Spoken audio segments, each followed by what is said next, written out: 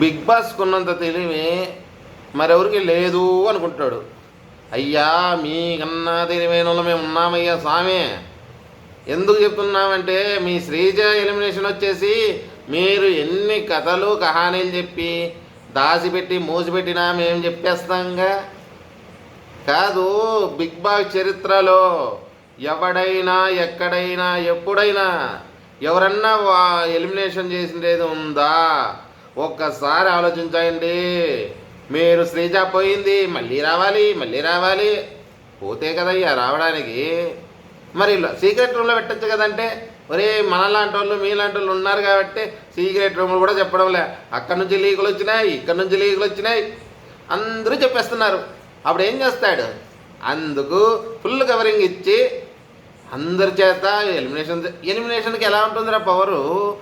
మనం ఎందుకు తిక్కులమైపోతున్నావురా బాబు? ఎక్కడికి పోదు శ్రీజ.